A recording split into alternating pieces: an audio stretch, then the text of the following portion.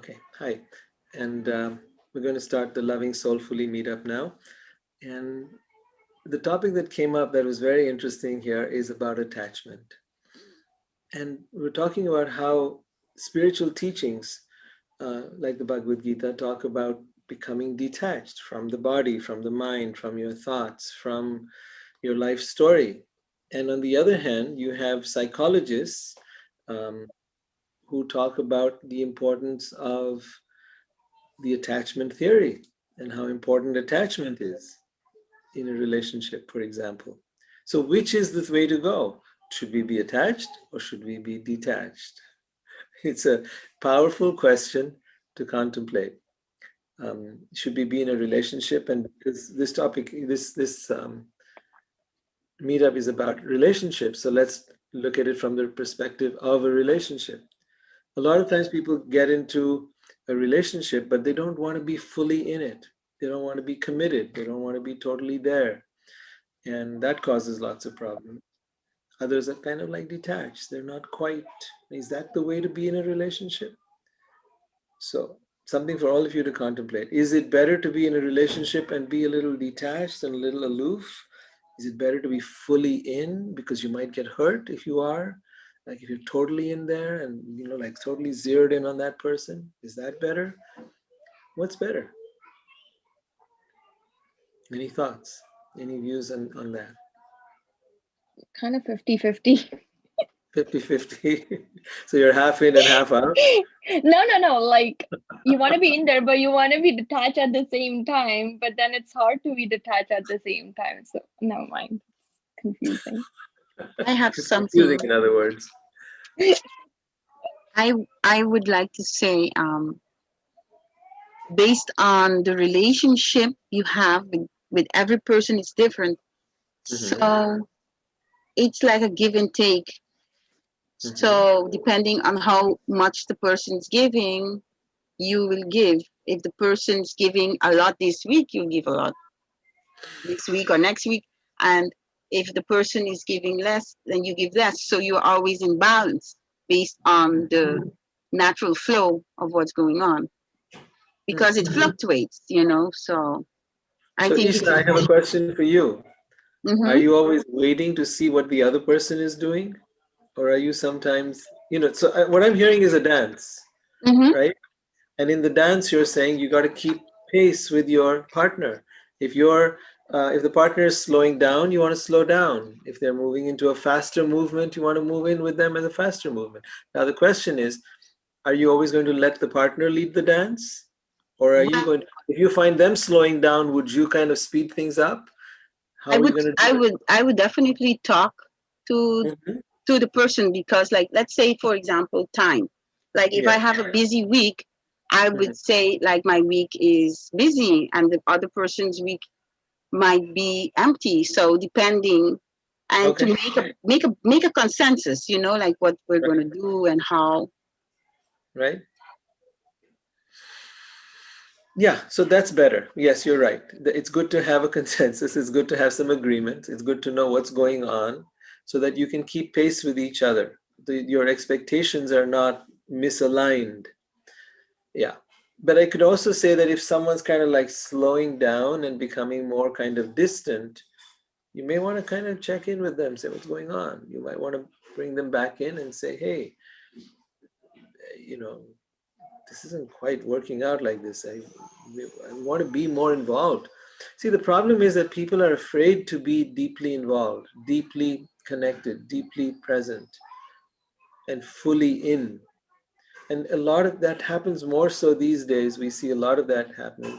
In the past, we hear of, poets and writers and people really being into the relationship to the point where it could be like a Romeo and Juliet. If one goes, the other one doesn't want to live. So and you have the other extreme happening now where people are really detached. Oh, you want to go? Go. Oh, yeah, there's always another. I'll find another. Don't worry about it. Right? There's no sense of belonging. And belonging is a vital part of our human condition. If you look at Abraham Maslow's hierarchy of needs, it's part of the human need to feel a sense of belonging with someone, right? Um, And therein the attachment comes in. And then psychologists talk about, so in attachment theory, they talk about, this sense of feeling securely bonded or securely attached to someone is very important for human existence.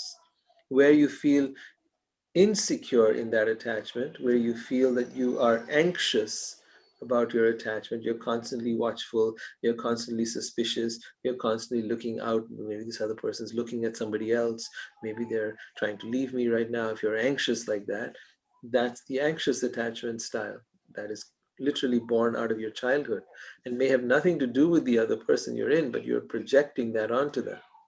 So attachment's a really important part of relationships. And yet, spiritually, they talk of not being attached to the body, to the mind, to your possessions, to your loved ones. Balancing these two is a very interesting thing. What I've come to learn is this, that both are true simultaneously. You need attachment, and you need to be able to pull back and come back into yourself. So think of it like this. There's a time where you come together and you merge. You literally, your attachment is so deep that you merge with each other. Now that could be in the moment. It could be, where you deeply look into each other's eyes, where you connect with each other physically, mentally, spiritually, deep connection there. You dive in 100%. And then that you feel this restlessness coming about in you, where you feel you kind of need to, you sort of you got your head underwater for too long, I think. Maybe that's a good way to explain it, right? And then you need to come up for air. I don't know if you guys have that feeling. Maybe it's just a guy thing, or maybe it is true for everyone. And then I need to come back and individuate again and come back and feel myself separate from that relationship. Because ultimately, yourself is what you're going to bring to the relationship. So you want to go back and re energize your battery, so to speak, yourself. Feel that connection with you, and then come back again into the relationship and once again merge. So I look at it as this. I see it like a helix. So think of this. You have two unique beings who come together and merge. Now some people stay right here, and that becomes the codependent relationship, right? What I propose, and which is what I've been doing in my life, is then you merge and then you come back out again, and now you're two individual beings, and then you come back together again and you merge, and then you go back out again and you come back and merge. So that's kind of how I've tried to understand this. But tell me about you. Do any of you have a different experience? Any of you found something that really works well, or have you struggled with something?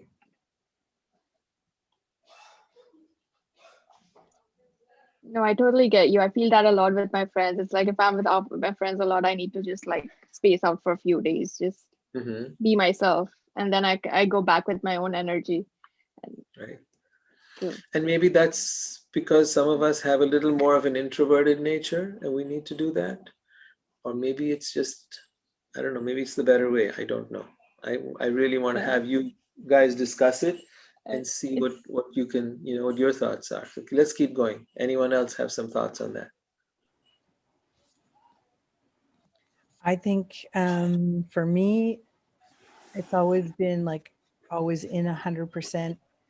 And then it's never been like, it's always been like merge, but codependent. So it's never been like merge out, merge, sure, I do my own things, but we were always doing things all the time together.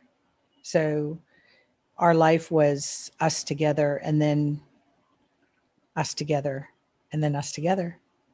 But we we also did, a few things separately, but not like most people that I know. Like most friends that I have they'll have like ski vacations on their own, girls weekend, guys weekend and stuff like that. We never did that. We had our weekends. So Mm. I'm very codependent. So I don't know what it's like to be like the merge thing out and then back and then the merge. But I do have friends that do that, and they have a great relationship. It's really very positive, and it's always fresh for them all the time. Like it's like I've watched them over the years, and they even had businesses together, and they do that. They make sure that they do things separately so that they do maintain that freshness in their relationship. Yeah, and I can see also in your own case, Michelle, that you had a great relationship where you were totally codependent. So I don't want to dismiss either possibility. Mm. I think I've seen other people as well who've had great relationships. I've been there myself, where it's been just totally immersed with the other person. 100%, that was it. Nothing else existed in the world. I mean, yeah, you had to work and you had to do things like that, but pretty much your mind, your consciousness, your everything was on that one person. Um, Made it really hard when that person left. Made it Yeah. very devastating. You didn't know who you are. You didn't know where you begin or end or anything. It definitely, now the longer that lasts, the more difficult, more traumatic it can be. Yeah. And I mean, it's been 5 years now, and I'm still dealing with the trauma of it. Hmm. Yeah. So it's more Yeah, healthier for me to have something going forward, to have something where it's merge in and merge out, where I don't lose I that. think of my mother right now, who's been with my dad for 65 years, and pretty much he's been her life. I would Yeah. say she had a little bit of a life outside of that, but that might be like not even 3% or 5% of her time where she had something separate going on. Maybe once a week she went out to a group which of her own friends or something, and. But when you're like that, and then 65 years later, it's like, who am I without this person? Yeah. Who am I now? I don't know. I have no idea who I am, what I could be, what I could do. I don't even know how I could live. So it can be that traumatic. Um, and on the other hand, it can be that beautiful. So both factors exist. Yeah. Are we just being safe by trying to create a sort of in and out movement? Are we just trying to preserve ourselves from not getting so hurt? Um, Point to consider. What do you think? Anyone else?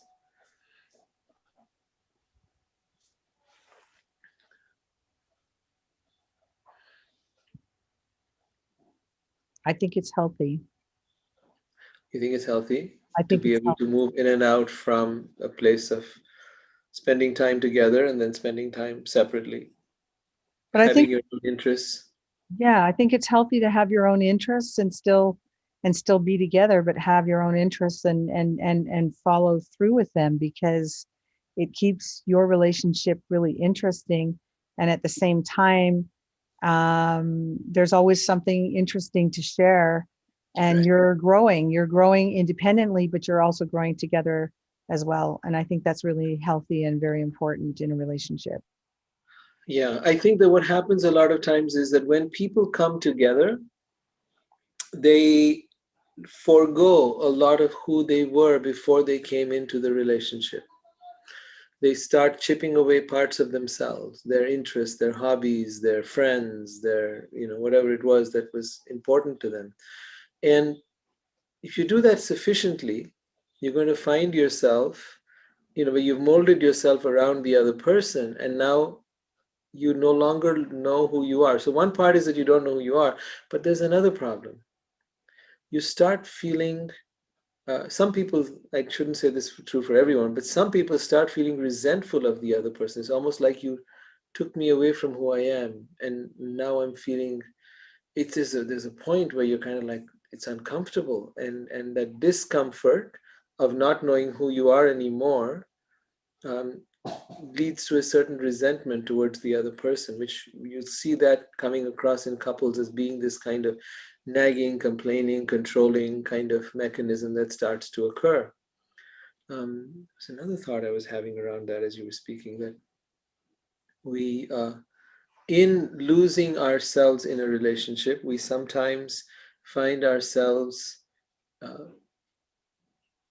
almost blaming the other person for that loss, almost resenting them for that loss, enjoying their company, but at the same time, you know, picking fights, becoming uh, agitated with them, things that we wouldn't have done earlier had we um, in before we met them. We wouldn't have done that earlier. The other thing that I notice is that when we come together in that kind of relationship, we yeah, think of this.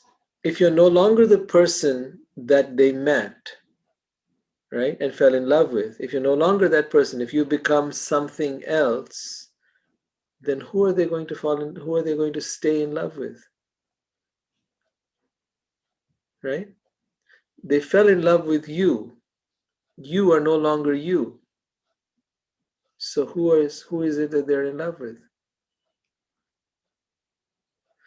You've tried to model yourself after the other person. If that other person doesn't like themselves very much, that might pose a serious problem. You've tried to become them, and they're not in love with them. So then are they in Rohit, love with you? I just wanted to say that you literally explained my relationship over the last 10 years. It's like my husband was attracted to me for a certain reason, but then once he had to settle in with that I was outgoing and bubbly and independent, he wanted to tame that and kind of put it under control. But then once I kind of gave into that, the distance started. And then we started to separate. So that's literally what you just said. Okay, I have seen this story so often. Oh my God. So they're drawn to the light. They're drawn to that part of you that is bubbly and effervescent and brilliant, vibrant and all of that. They want, like a moth coming to the flame, they're drawn to you. And once you're there in their life, they can't handle that. They can't handle your energy because it's big and it's loud and it's powerful. And you're like, ooh, doo, doo, doo. And now they want to tame you. They want to make you like them. And once they made you like them, they don't find you attractive anymore. They don't find you, appealing anymore. You were wonderful like that. But now they brought you into their world. Maybe they thought they'll change you. Yeah. So never try to change the other person. Never try to make them as they are because you will fall out of love with them. Never try to make them as you are or as you want them to be because you fell in love with them for who they are, not for something that you're going to make them into. You make them into what you want to make them into at the peril of losing the love you had in the first place. Holly says, what? Absolutely, I think she said. Yes. Does anyone else have this experience of losing themselves? I do. Krisha? Uh-huh.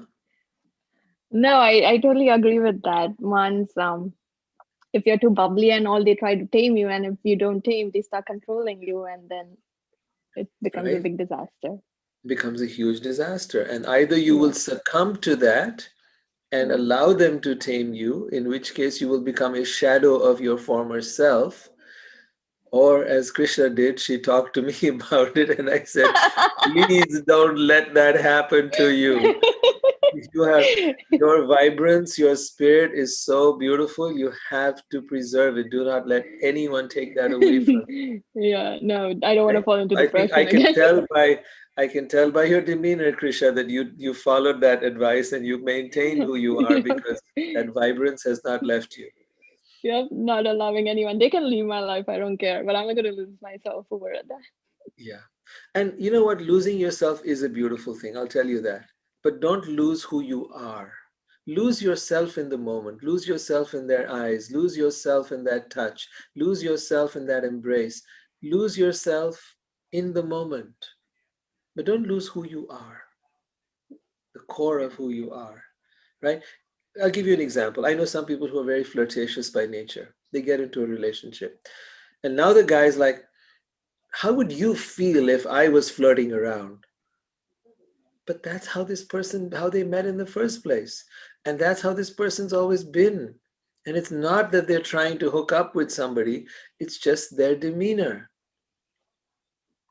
Learn to live with it, right? Let's say you get involved with someone who is a movie star or a fashion model or someone who is, so you're attracted to this hot, amazing, good-looking person.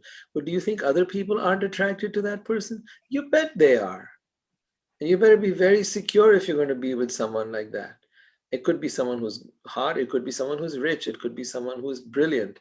People are going to be attracted to this person. Your insecurities are coming up now. Learn to be at peace with them. Learn that I have to let this person be who they are, and then find my way around that if I want to be with them.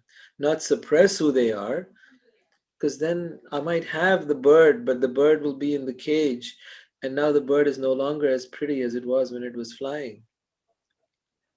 Or maybe you're satisfied with birds in cages. I don't know. Right? Some people are. They're happier having the bird in the cage, sulking and miserable, than seeing it fly and, come and visit their window once in a while. Which would you rather have? Definitely fly. I want to be free. Anyone else?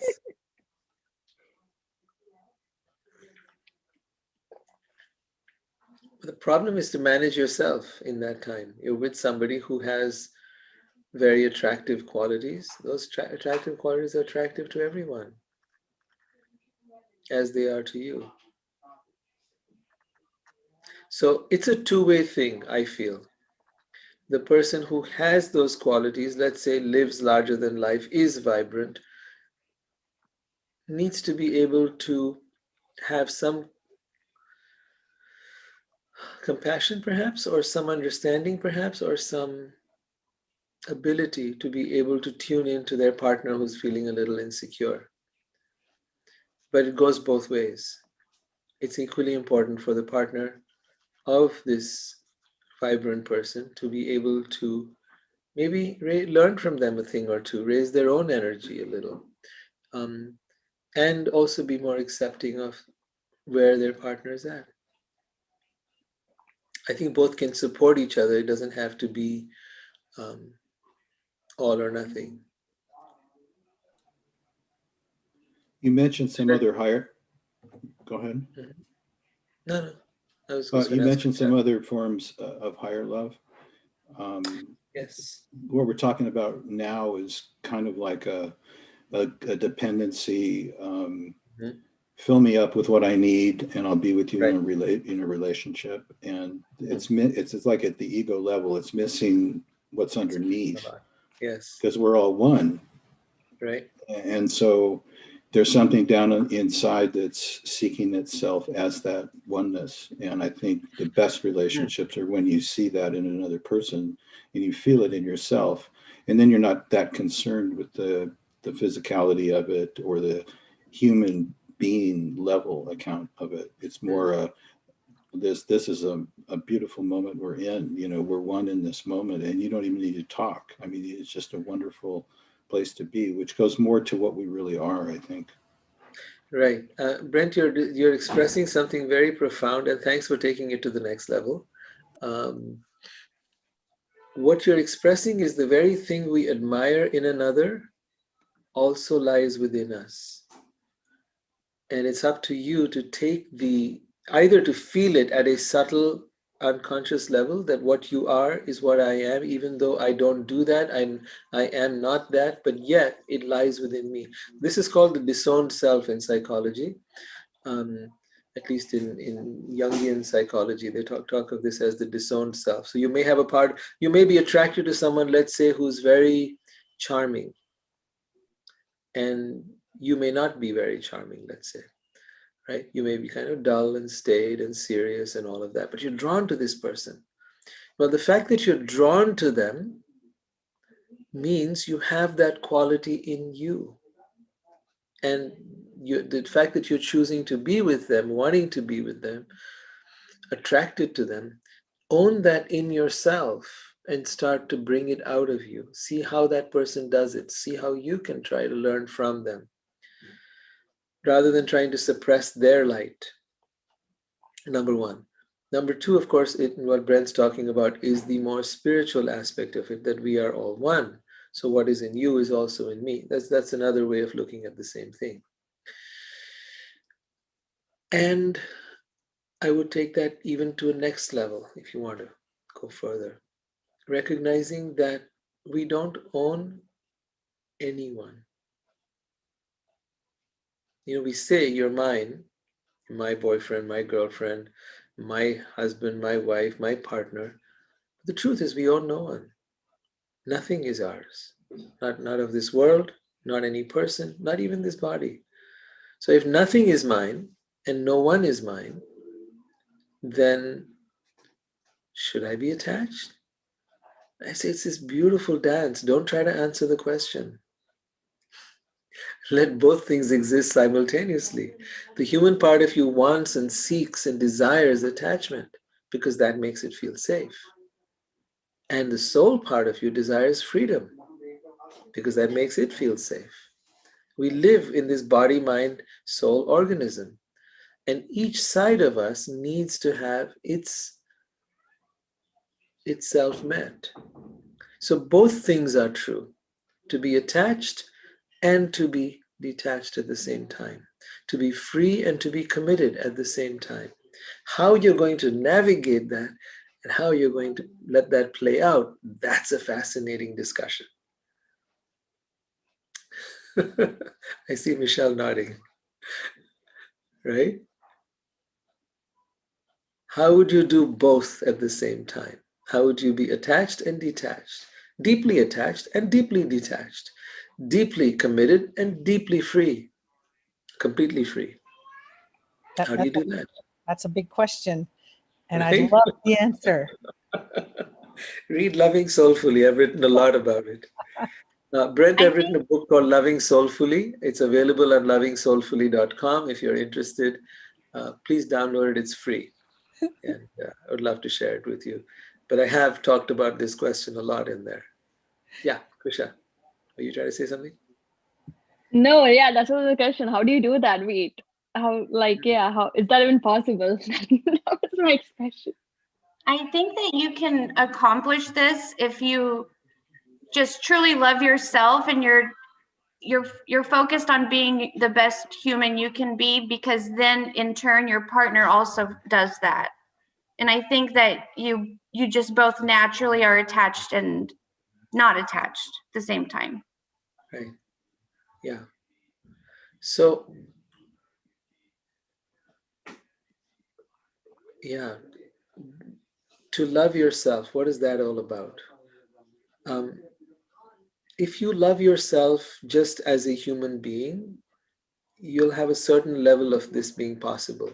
If you deeply understand yourself as a spiritual being, and if you understand that we don't own anything or possess anything, right? Possession is for ghosts to do, not for humans to do. But if you recognize this deeply, that we really don't own or possess anything, then I am fascinated with you. I love you. I long to be with you. Yes. Then we learn to be able to view things from a different lens altogether. And that allows us to honor our human need for attachment while recognizing our spiritual need for freedom. And both can coexist. Both can absolutely coexist without dishonoring your partner. So let's say, for example, if I want freedom, does it mean the freedom to necessarily sleep around or do whatever it is I feel like doing in the moment? And is that what freedom is? Not necessarily. Not unless you both agree on it. Not unless what's good for you is good for them and you can handle that. But if you're not able to handle that, then don't ask that, right? There has to be agreement. There has to be an understanding which is mutually true for both. So whatever level of freedom or non-attachment you want to have, that needs to be mutually agreed on, right? And whatever attachment you want to have, that also needs to be mutually agreed on. Do you wish this to be a relationship, one where you live together, or one where you don't live together, one where you maybe get married together, whatever, right? You merge your lives together or not. Everything can be, you can find that level with a willing partner who's willing to see how to weave this together. You're weaving your own tapestry. You're creating your own reality, if you want to say that. And you can co-create it. You can do it together.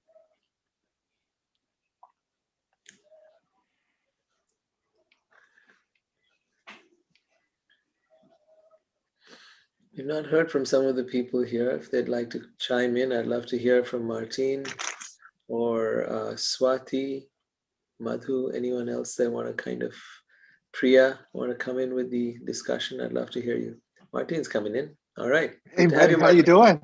All right. How you doing, brother? I'm doing good. I was walking and I went to the store, got coffee, then came home. So I've been listening for a while. Love the conversations always that you have, my brother. I'm just listening like it's like beautiful music. That's how it is for me. It's like I'm listening to just beautiful jazz music and all the contributions that everybody's making. I have thoughts around almost everything everybody said, but they're just my ideas and they don't really have anything to do with truth. They just have to do with my thoughts. Would love to hear them.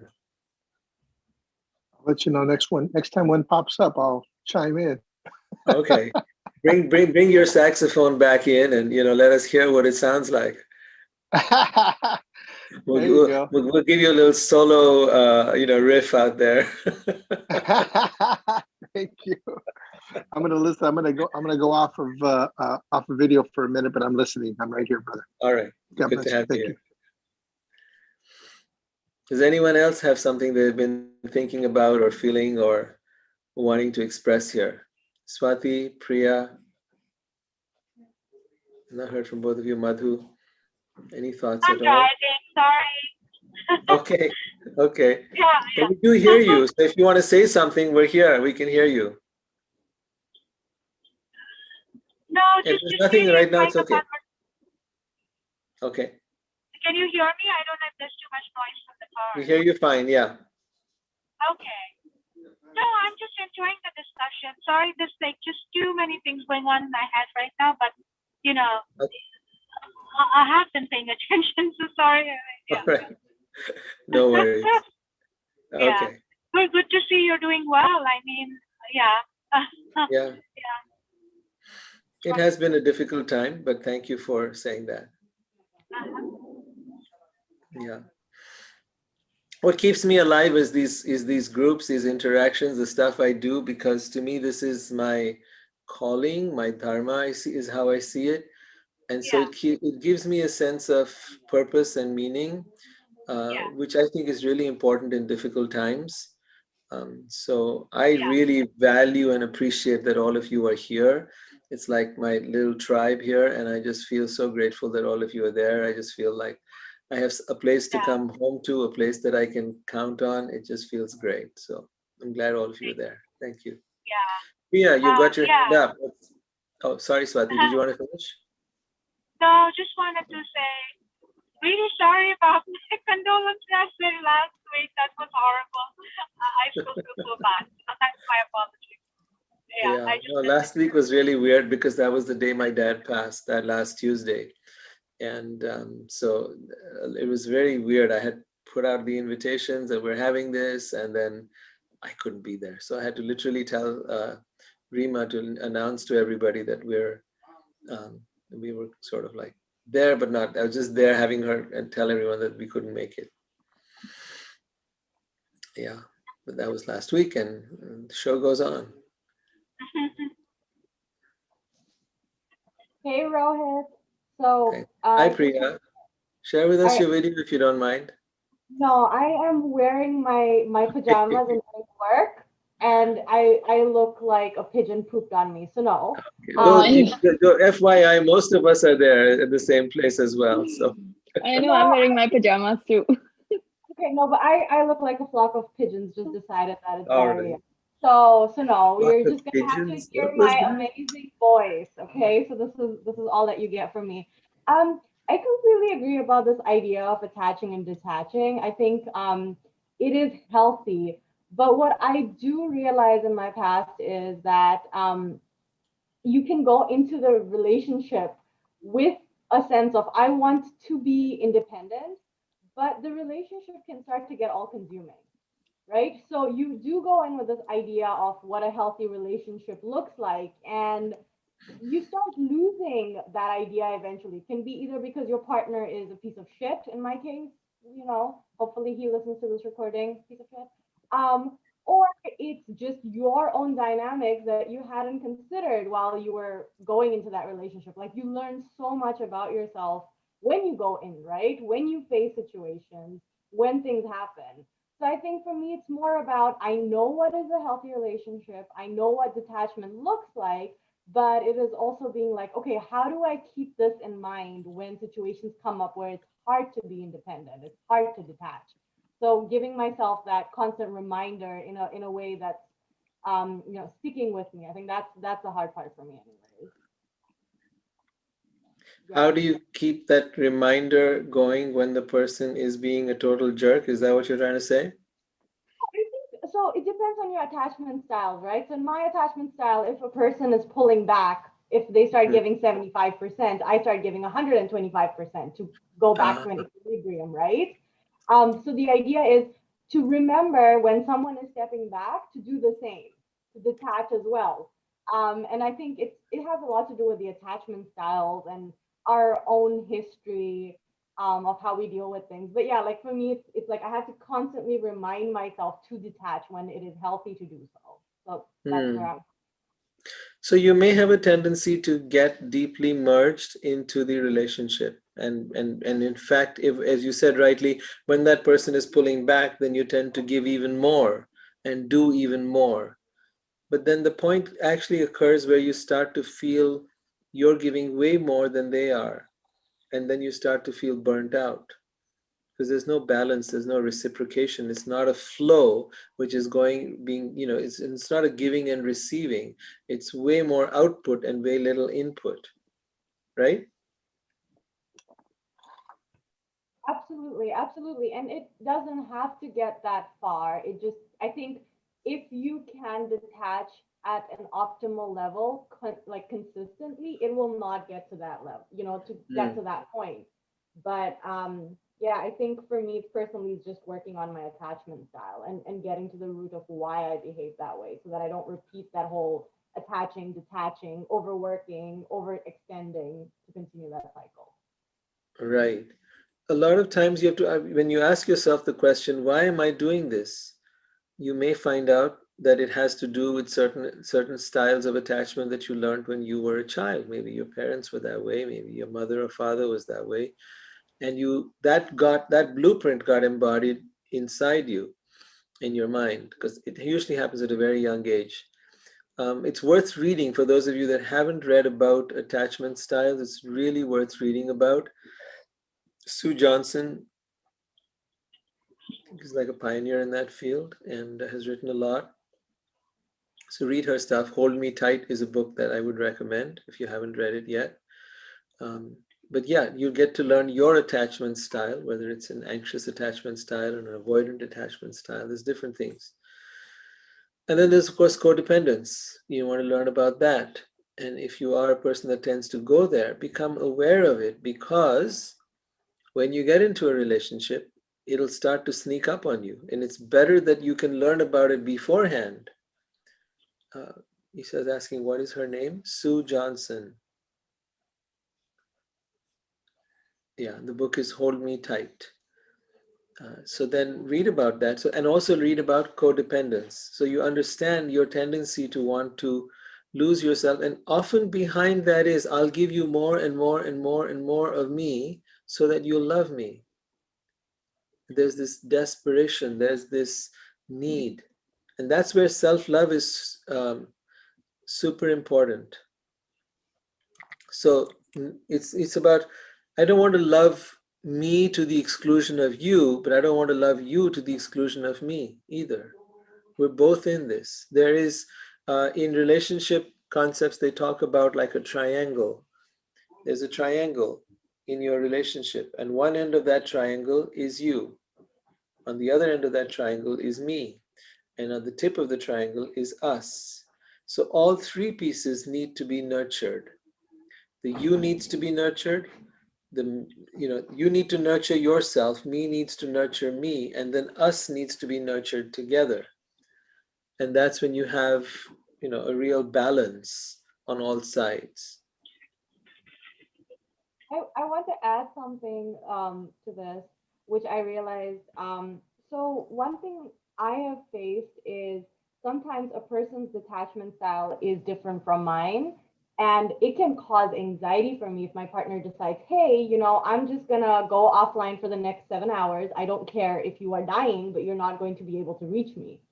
And I'm like, dude, that's not okay. You're my emergency contact, right? Or I depend on you for certain things.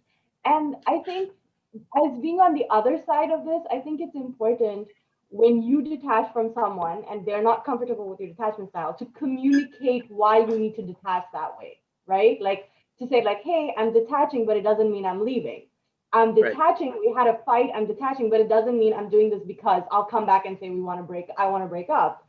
Right. It's giving them that reassurance that detachment is for reattachment, if I'm making sense.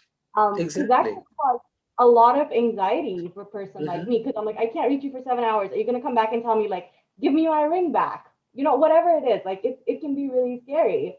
And I think that's what a lot of people fail in understanding. They just want their partner to accept their detachment style without realizing that, hey, a little reassurance can go a long way in letting that person be. It does. Absolutely. I'm with you 100% out here. People who have, let's say, and now I'll use the terms that are used in psychology. Some people have what's called an avoidant attachment style. They're kind of like, I'm cool. I don't need anything. I don't need anyone. I'm good. I can manage. Or they'll tend to sort of like completely detach away from the relationship and just go into themselves. So completely, don't make themselves available. And exactly what you're saying. And the other person is left feeling very anxious and like, it's almost like they can't breathe anymore. They're not able to and you're talking about a few hours. Some people do it for a few days and then just kind of like be gone. And I've known people to feel anxious. Let's say that they had a fight and then their partner walks out and they don't know what happened, where they're gone and how long they're gone for and when they're going to be back. And now it's like this person's gone off to a bar and is drinking. We have no idea, no contact, phone is off, right? It can feel to the person who's feeling anxious, it can feel as if they're drowning. It can feel as if you're abandoned. You can feel very devastated inside. I understand that deeply. Yeah, Priya saying yes. Abandonment, yes. And And I the other person thinks, why are you being so overly touchy about it? What's the big deal? I just went off and, needed to be by myself, right? can I say something? Sure, Isa. Okay, so basically, when someone takes time, if they tell you, okay, you have two different situations where they just disappear and they don't say anything and they just leave, and you have, for example, a situation where someone will tell you, I need a few days, like a few hours or days or whatever, or weeks. I think it's a question of trust, Yes. having faith. If you Mm-hmm. have a good relationship, you will be able to reconnect Mm-hmm. with the person even stronger. Like, everyone has a different way of attaching. I Mm-hmm. think maybe a person who has an avoidant style would not be a good mix Mm. for someone That who part I disagree with. They tend to find each other, Isa. The anxious and the avoidant people tend to find each other, and then they tend to trigger each other. They actually are drawn to each other. Okay, it's very rare that you find that the avoidant and the avoidant come together because then they will both just be doing their own thing. so They I won't get have together. so I have a reason why I'm saying this. Mm. what happens? How would you qualify people who have long distance relationships? You can be in a long distance relationship and be talking all day long, Mm-hmm. right? The point is the connection is there, and the reliability is there. The person is there. But when it so what is an ideal relationship as far as the psychological or the attachment theory? And that is to have what is called a secure attachment. I know that you're there, Mm-hmm. and I know that I can rely on you and you're dependable, right? I can reach out to you. So what you said, Isa, in the first part of what you said was letting the other person know that I just need a few hours off or I need a day off. I think a few weeks off might be a little much, or a little months off might be a little much. But a few hours or even a day off, by all means. I think that's an important part for each person to learn how to navigate. But it must be communicated, otherwise the other person feels very anxious. Yes. Now, if you were to do the other side of it, what was that you were saying, Isa? Where it's about I don't something? remember.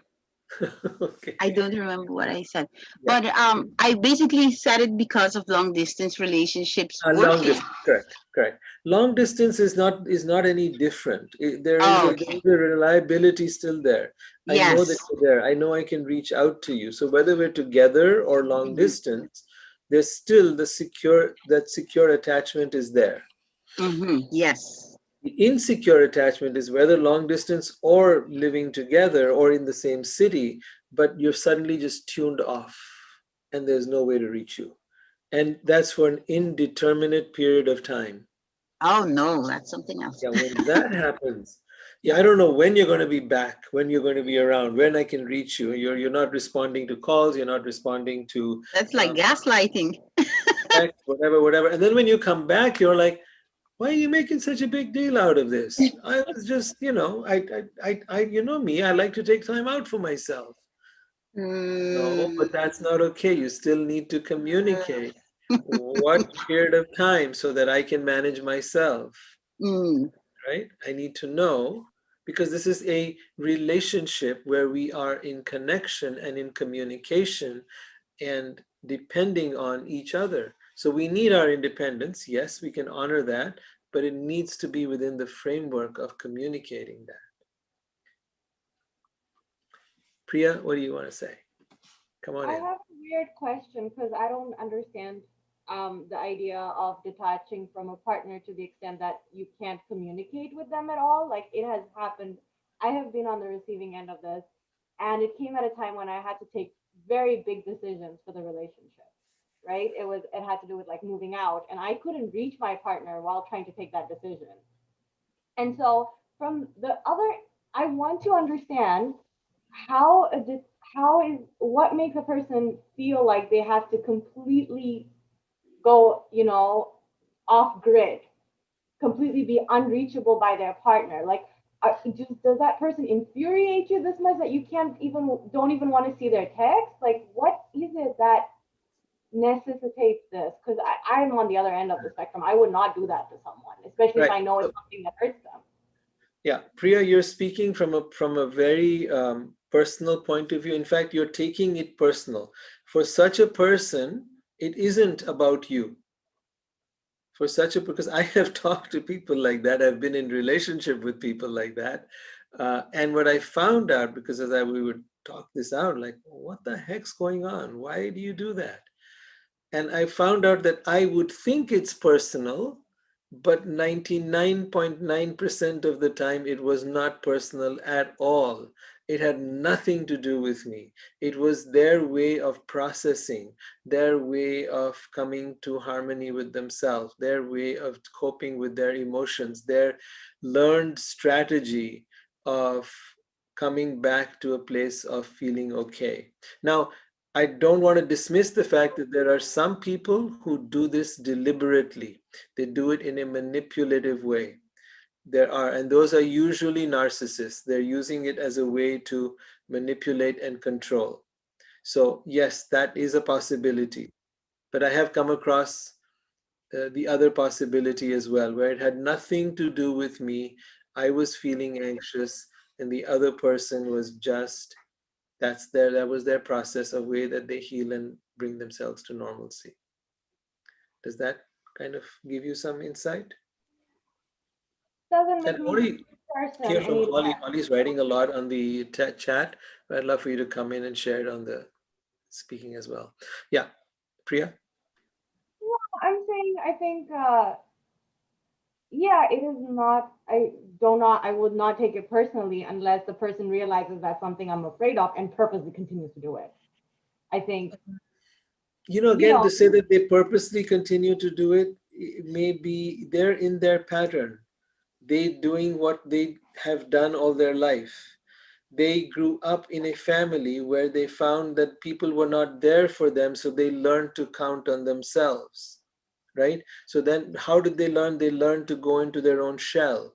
They learned to be like a tortoise that kind of withdraws into its shell, then they now just deal with themselves, and they're in their room, or they're in their bed, or they're in their little thing, or they're out doing something, and they immerse themselves in that thing because that's how they cope with their emotions. I'm not saying it's a good strategy. I'm not saying it's an effective strategy. I'm not even saying it's a healthy strategy for a relationship. I actually believe it is not. There are more efficient ways to deal with one's emotions and whatever is going on in one's life. But you need to understand that that's just how they do it. good for them.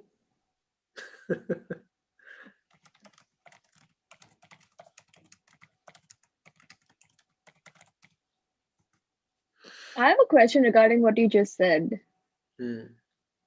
Um, wait, if a person like what Priya said, backs off, how about and you said it could be in a way of manipulating or controlling. How can you how do they manipulate when they cut off?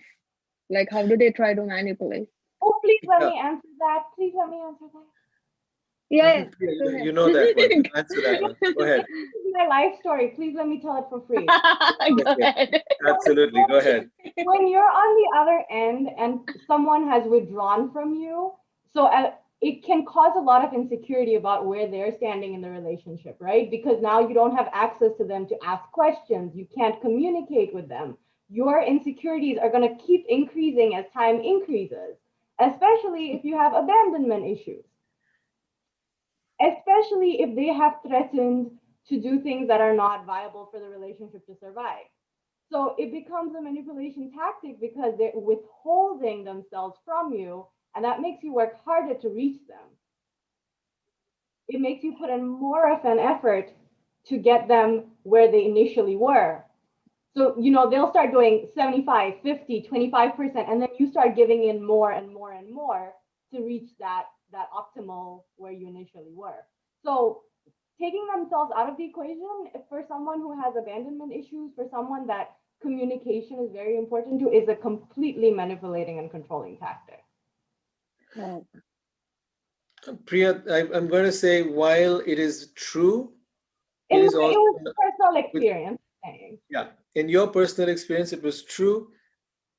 And when you're with a narcissist, it usually is true. But I know equally the other side of it, where it hasn't been true, where I've had that discussion, where I've talked to that person and I found out I was making it up.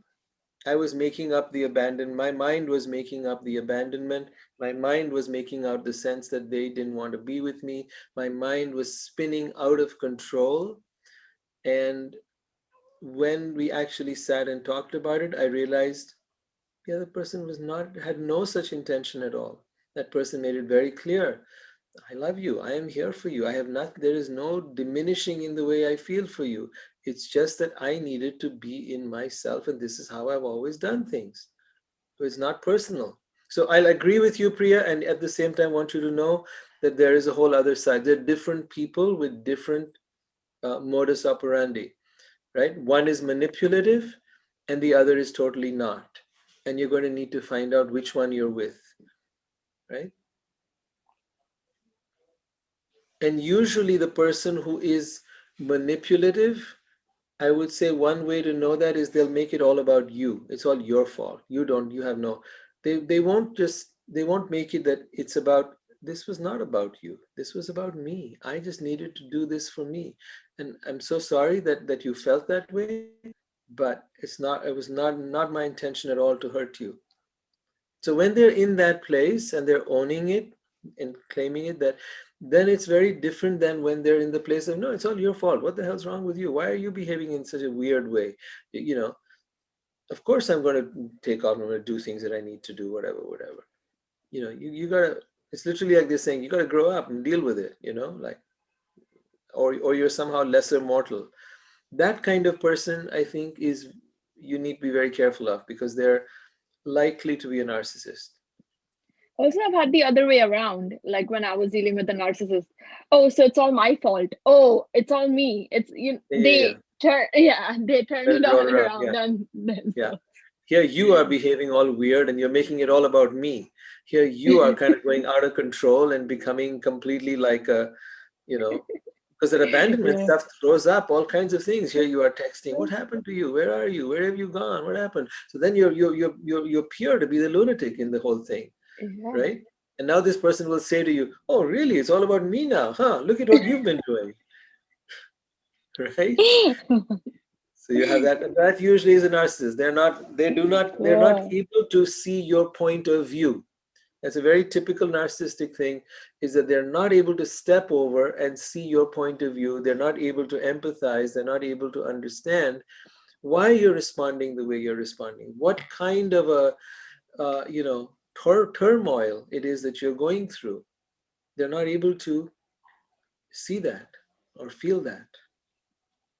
They just feel you're being completely out of, being crazy, which you are. There's no doubt about it.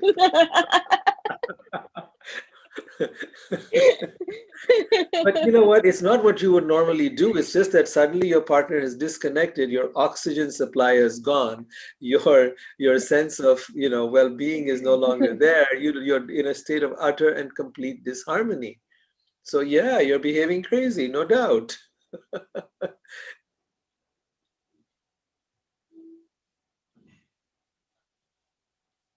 Is narcissist is a thing where they develop in their childhood, or it could come later on in their age as well? It's a hard one to say. I don't think anyone's arrived at a complete conclusion, but it is developed to some degree. But is it purely nurture and or nature? That question hasn't been completely resolved. Yes, we can definitely see the origins in terms of the way the parent behaved with the child.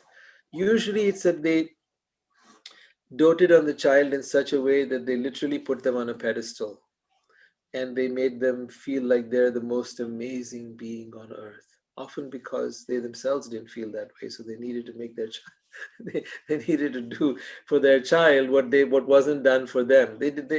There is a healthy balance required in raising a child, where they need to know that not everything they do is perfect. But we've been actually raising a society of narcissists, where every kid gets given a prize and every kid gets told how great they are and how awesome they are. No, there needs to be some gradation. There cannot, everything is not awesome and everything is not fabulous. There has to be a gradation where we begin to see the black from the white from the gray, and then there are different shades in between of in a person's behavior and in a person's achievements.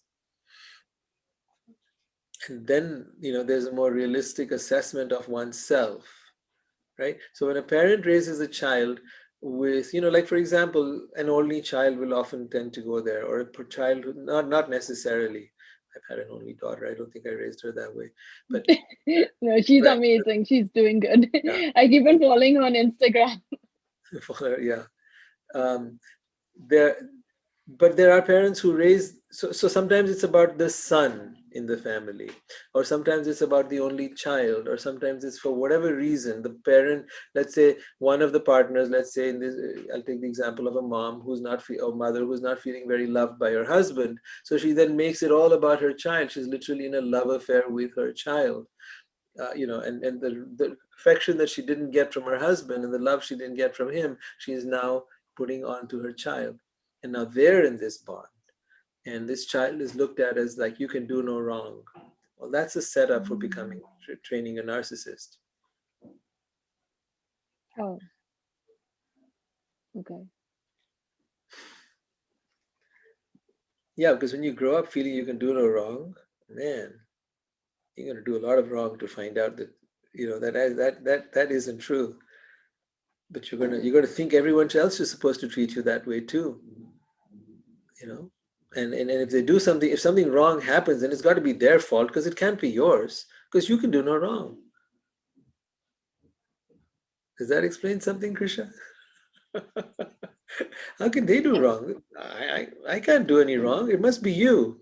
It I must be think your that's where accountability comes into play. Like, I know before I was always so focused on what he was doing wrong. Why isn't he acting like me? Why isn't he doing the things that I'm doing? And there was so much blame. But if you can take accountability and just focus on what you bring, I think that the relationship naturally becomes more at ease. There's more peace. That's a beautiful point, Holly. Thank you. Yes, you're so right. Accountability means each person being able to stop and see, oh, I did this and it caused you to feel this way. I'm so sorry about that. I didn't mean to hurt you. I was just being me. So, like I gave the example of the partner who tends to disconnect. When they hear that you felt really abandoned or you felt really hurt, they're able to step over to you and take accountability. Oh, I'm so sorry that my actions, which come to me, which is my way of coping or dealing with the world or dealing with my life, I'm so sorry that those actions impacted you in this way. I had no intent of wanting to hurt you. However, I'm going to have to see what I can do so that, you know, we can kind of work this out. So that kind of accountability goes a long way in making a relationship come together. That's where you can have a person who is avoidant and who is anxious come together and actually make it work. Accountability. Thanks, Holly. That was a big piece there, because that is what then helps cement the bond despite the differences. That's 10 years of arguing. That's what I learned from that. Lots of wisdom. Lots of wisdom, right. Accountability is owning your contribution to the problem. It may not always be about a fault. It may not be that there's something wrong with you. It's like, I said something in my home. Let's say, for example, if people, so I know someone who comes from Italy, and in Italy, they yell and scream and they let their emotions out. This person was with someone whose family, they never did that. They never expressed their emotions. So when this person would yell and scream and vent their emotions, and it was usually this 5-minute window that they used to have back in our country, this partner would get all freaked out and shut down. Like, oh my God, this is horrible. So when you own it and you say, this is how I grew up, I'm sorry, it's not personal. I need a space to let go my feelings so that I can be heard. And then absolutely, you know, but again, each person needs to take accountability for their background and where they're coming from. All right, guys, with that, we need to wind up, and I will look forward to seeing you again next week. Come Thank back you with some all. interesting topics. Thank We'd you. love to hear your inputs. Come back with your insights, your experiences, and that helps make the group come alive. So stay alert and see what's coming up for you and bring it back to the group. All right? Take care. Lots of love. Bye. Bye. You. Bye. Bye.